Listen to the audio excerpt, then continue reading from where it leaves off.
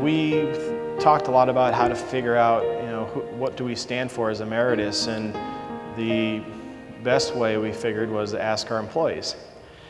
And we did that in a few different ways. We did it with a survey that went out to the employees, but we also made visits across the country, and that was our senior managers and people like Granger and I and John and Bougie and our whole senior team, as well as all of our vice presidents, have made the time to meet with our line staff throughout the company. And I think altogether I've been in front of about 2,000 employees, and that's including line staff and managers, and the feedback has been absolutely wonderful.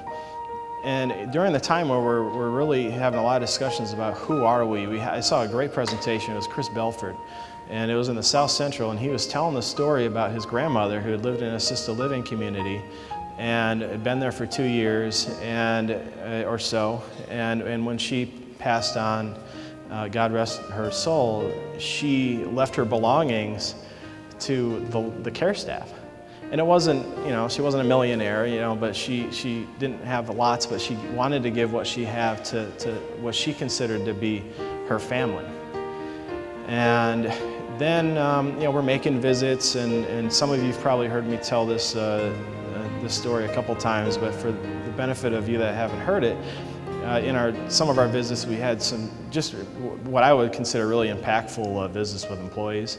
One of them was in Southern California, and one of the caregivers had said, just so you know the group, it was just like this group. They've been there 6 years, 7 years, 4 years, a couple new people, and then some in between. And this lady had said, she said, "Justin, I just want to let you know that I've been here 2.5 years, and I'm not going anywhere. And the reason I'm not going anywhere is because my residents are my family. So whether you do anything with any of this feedback we're giving you or not, I'm staying. But if you guys can just do something, anything with what we're giving you, it'd mean the world to us." That was hard hitting, and this was a real important meeting. We had other meetings where we had caregivers describe their executive directors as family. So it was a real learning experience, and we came back and we had been out in the field, and Granger kicked the whole thing off with his initial visits and set the standard for us. We brought our feedback back, and we sat down and we looked at the surveys. And so now we're in a room, we're looking at the survey results. 800 employees had responded to what does it mean to work for Emeritus? And the word family came up over and over and over again. So what a natural fit for our organization to identify ourselves with "Our family is committed to yours."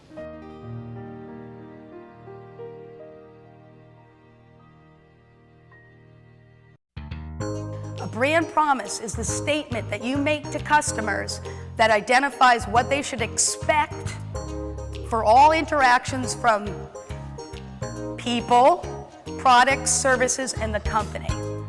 So it is about the people. And I just want to ask one question before you pop on. What should people expect when they hear "Our family is committed to yours"? If you saw that as a customer and it says "Our family is committed to yours," what are some things that you think that customer should expect from us? Compassion, honesty, caring, respect, support, team, choice. So we talk about that. How do we get the employees to do it? Right.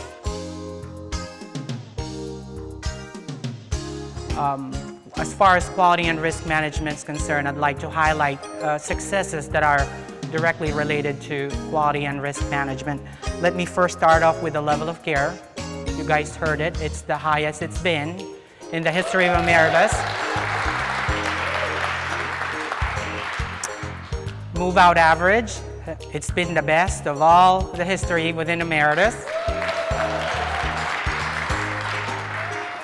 Open claims, Again, it's a record breaker. Melanie and Jan has been talking about it. 17 open claims for resident claims last year, and this year, I don't want to jinx it, we only have 3. So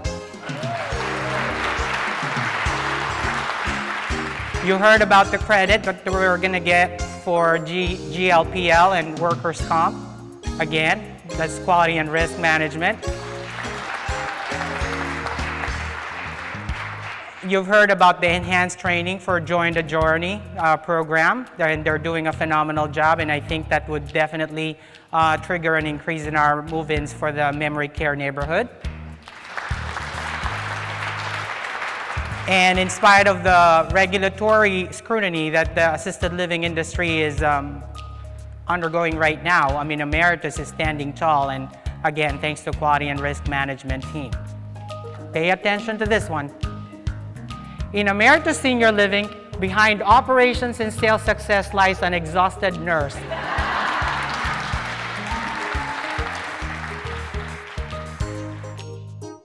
Anyway, we continued to have a lot of fun, and we had our heartaches along the way. You know, we went through a lot of operational leaders, shall we say, in the beginning of the company. We started to settle down about mid to late 1996 and get some longevity in our operational group. We never did have the cohesiveness with our corporate office and operations, which was something that I regret when my tenure was there. But you've got it now, and I could see it. And so you're going to move forward beautifully. And I'm still a substantial stockholder, and I trust all of you. I know a lot of you, and I like what I see. Thank you.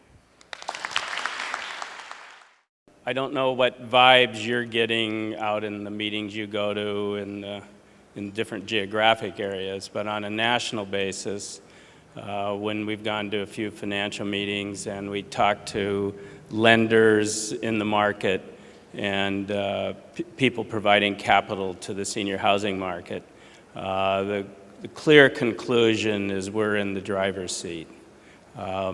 Operationally, financially, culturally, and in addition, a lot of people in the industry just like us. And what I like is when we stand up and say how long we've been with the company, we're talking about one company. And if you want to know what makes a company successful, you take the average years that we've all been here, and that's what makes the difference. Clearly, our opportunities over the next year, 18 months, are going to be fantastic. If we can finish off getting the operations where they should be, I think then within the senior housing industry, we're going to be the winner. And by winner, I mean growth, financial success, how we run a business, how we take care of our residents, just put the whole thing together. I kind of look at it as a professional sports team. You've got to have everyone playing together. You got to be in sync. The linemen got to know what, if one moves one way, how does the other move? And I think we're getting there, and it feels really good. The communication is good, as Frank pointed out. And I think we enjoy working with each other. We can have fun, and it just feels really good. So that raises the question, if we're getting a premium, how do we relate to other companies in the industry? Because not only do they look at what we generate given the stock price compared to all the alternatives out there in the stock market, but they also compare us to others in the industry, because typically you have categories of investors, and somebody might invest in healthcare, and somebody might invest in real estate, and somebody might invest in service companies. And so people, the groups that would look at us will look at everybody in the industry to see how we compare. But when you look at Emeritus, it's a different story. We have something for everybody. We want to be a crowd pleaser. So we've positioned ourselves that we appeal to investors that are interested in seniors housing because of the demographic trends. We appeal to healthcare investors because of the healthcare component of our business. We appeal to investors that specialize in service industries for obvious reasons. We appeal to real estate investors because of the high percentage of owned buildings, and we appeal to cash flow investors because of the internal upside that we have in our portfolio today. And then we also have our growth component, which we have pretty much proven we can do. But we're the only player in the industry today that has said that we will acquire big portfolios or small portfolios. We'll take on onesies and twosies if they're break-even cash flow or if they're negative cash flow. And we'll go in and we will increase occupancy, increase rate, and control costs and create value for our shareholders. So we have a lot of touch points to talk about with investors. We're a high fixed cost business, as all of you know. We get around 85% occupancy, and about 85% of the incremental revenue flows to the bottom line. So we're at that inflection point where as we bring in additional occupancy and we move our rates to where they should be, that revenue flows to the bottom line and translates to cash flow for us. We're geographically diverse and we have strong regional focus, and that really is at the heart of this meeting. We have all the advantages of a large company in terms of support.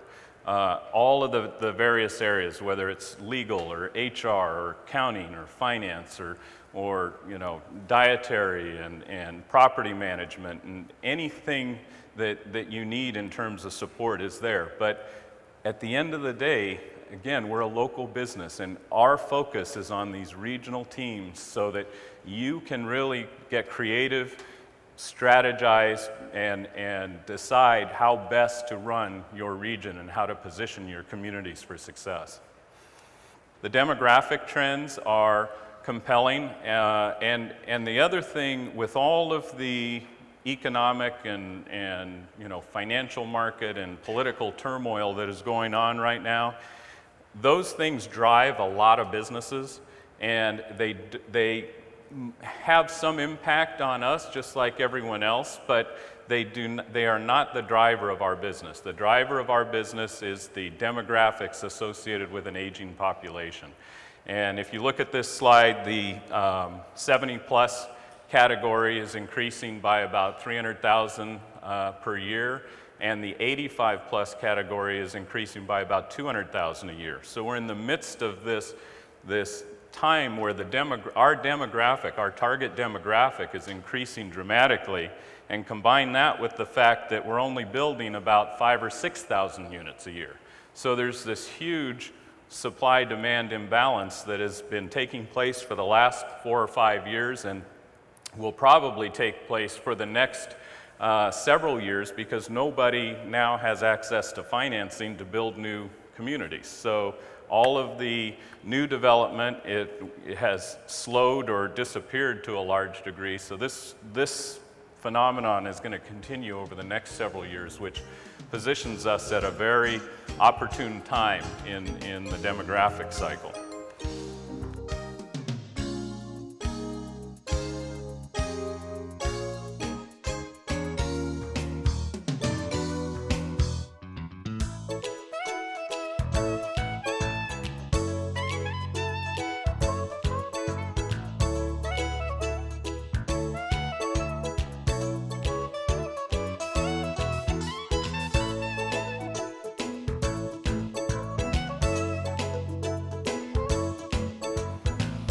And last, and no surprise to anybody, it's been a very exciting year. I don't know about you, but there's been times where I wanted to vomit every other day because change causes major discomfort. And we've been doing new things, new people, new places. There's gonna be a lot more change ahead of us. But if you don't, with the experience in this room, if you haven't become a pro and a champion at change, I don't know who would be. This is the group right here.